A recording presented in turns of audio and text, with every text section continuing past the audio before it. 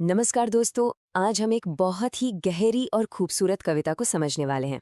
एक ऐसी कविता जो सुंदरता, फिलॉसफी और जिंदगी के सबसे बड़े सवालों को छूती है।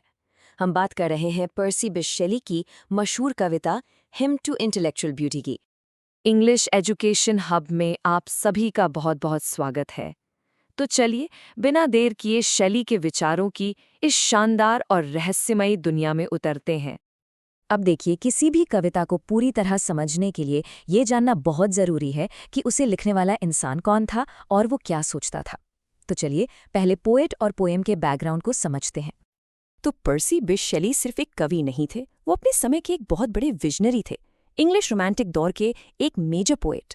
वो एक क्रांतिकारी विचारक थे, एक आदर्शवादी जिनकी कविताएं हमेशा सुंदरता, आज़ादी और प्यार जैसे बड़े बड़े आइडियाज़ के इर्द गिर्द घूमती थीं। और इसी सोच के साथ उन्होंने 1816 में ये कमाल की कविता हिम टू इंटेलेक्चुअल ब्यूटी लिखी थी। आज का हमारा सफर कैसा रहेगा? हम शैली के इस खोज में उनके साथ चलेंगे। सबसे पहले हम उस रहस्यमयी, अनदेखी शक्ति के बारे में बात करेंगे। फिर हम दुनिया को लेकर उनके मन में उठे सवालों को समझेंगे।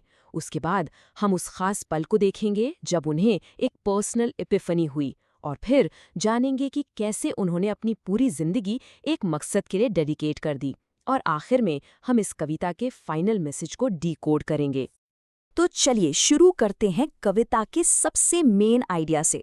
शेली एक ऐसी रहस्यमयी शक्ति की बात करते हैं जो हमारे आसपास तो है, लेकिन हमें दिखाई नहीं देती।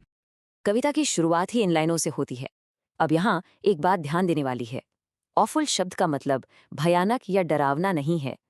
इसका मतलब है ऑ इंस्पायरिंग, यानी कुछ ऐसा जो आपके अंदर सम्मान और आश्चर्य की भावना पैदा कर दे। तो ये एक ऐसी अनदेखी शक्ति की परछाई है जो हमारे बीच तैरती है, और ये हमें डराती नहीं बल्कि हैरान करती है। तो सवाल उठता है कि ये शक्ति काम कैसे करती है, इसका व्यवहार कैसा है। शेली कहते हैं कि ये बिल्कुल वैसे ही है जैसे गर्मियों में चलने वाली हवा, जो कब आती है कब जाती है पता नहीं चलता, या फिर चांद की उन किरणों की तरह जो पल भर के लिए दिखती हैं और फिर गायब हो जाती हैं। ये शाम के बदलते रंगों जैसी है, या किसी सुने हुए संगीत की भूली बिसरी याद जैसी। और क्योंकि ये इतनी रहस्यमयी और अनप्रिडिक्टेबल है, इसीलिए ये हमें और भी ज्यादा प्यारी लगती है। इसी अनदेखी शक्ति को शेली इंटेलेक्चुअल ब्यूटी का नाम देते हैं। ये कोई ऐसी सुंदरता नहीं है जिसे आप अपनी आंखों से देख सकें या छू सकें। नहीं, ये सुंदरता सच्चाई और प्यार की एक आध्यात्मिक शक्ति है। ये एक एहसास है, एक इनर एक्सपीरियंस जो आपको प्रेरणा के पलों में महसूस होता है। चलिए, अब कविता के अगले हिस्से पर चलते हैं। यहाँ शेली एक बहुत बड़ा सवाल उठाते हैं। वो सोचते हैं कि अगर ये खूबसूरत शक्ति मौजूद है, तो फिर इस दुनिया में इतना दुख, दर्द और अंधेरा क्यों है? ये शक्ति हमेशा हमारे साथ क्यों नहीं रहती? शेली यहाँ वो सवाल पूछ रहे हैं जो शायद हम सब कभी ना कभी सोचते हैं। सुंदरता हमेशा क्यों नहीं टिकती? दुनिया में इतनी उदासी, डर और मौत क्यों है?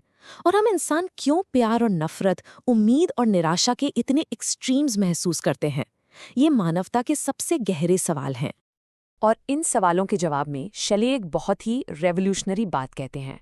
वो कहते हैं कि धर्म और अंधविश्वास ने हमें जो जवाब दिए हैं, जैसे कि भूत प्रेत, स्वर्ग नरक, ये सब वेन एंडेवर्स हैं, यानी बेकार की कोशिशें हैं। उनके लिए जीवन को असली मतलब और सच्चाई सिर्फ और सिर्फ इंटेलेक्चुअल ब्यूटी की रोशनी ही दे सकती है। अब तक जो बातें फिलोसॉफिकल लग रही थी, वो अब एक बहुत ही पर्सनल कहानी में बदलने वाली हैं। अब हम देखेंगे कि कैसे ये एब्स्ट्रैक्ट सा लगने वाला आइडिया शेली की अपनी जिंदगी में एक असल जिंदा ताकत बन गया। शेली बताते हैं कि जब वो जवान थे तो उन्होंने बेचैनी से जवाबों की तलाश की।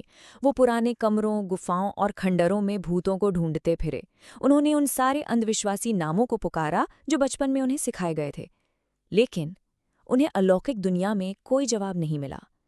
इस निराशा के बाद उन्होंने बाहर देखना छोड़ दिया और अपने अंदर जीवन के असली मतलब के बारे में गहराई से सोचना शुरू कर दिया। और फिर एक दिन, जब उन्हें इसकी बिल्कुल भी उम्मीद नहीं थी, वो पल आया, एक रेवलेशन। अचानक तुम्हारी परछाई मुझ पर पड़ी।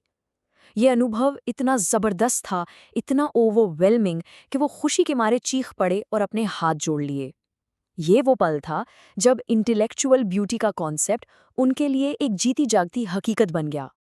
इससे एक पावरफुल पर्सनल एक्सपीरियंस ने शैली की जिंदगी बदल दी। इसके बाद उन्होंने एक बहुत बड़ी कसम खाई, एक ऐसा वादा जिसने उनकी बाकी की जिंदगी और उनके काम की दिशा तय कर दी। चलिए देखते हैं कि वो वादा क्या था। ये सिर्फ एक इमोशनल पल नहीं था, ये एक लाइफ लॉन्ग कमिटमेंट था। शैली ने कसम खाई कि वो अपनी सारी शक्तियां, अपनी सारी काबिलियत, खासकर अपनी कविता लिखने की ताकत इसी खूबसूरती की आत्मा को समर्पित कर देंगे। ये उनके जीवन का मिशन बन गया। तो इस समर्पण का असली मकसद क्या था? इसका मतलब था कि उनकी कविता सिर्फ खूबसूरत शब्दों का खेल नहीं होगी, बल्कि वो एक हथियार बनेगी अज्ञानता और जुल्म की अंधेरी गुलामी के खिलाफ। वो अपनी कला का इस्तेमाल उन गहरी सच्चाइयों को बताने के लिए करेंगे जिन्हें आम भाषा में बयान नहीं किया जा सकता। और अब हम कविता के आखिरी हिस्से पर आते हैं। यहाँ हम देखते हैं कि कवि की समझ अब बदल चुकी है। वो जवानी के जोश से निकलकर एक शांत और गहरे ज्ञान तक पहुंच गए हैं। कविता के अंत में हम एक बदले हुए शैली से मिलते हैं।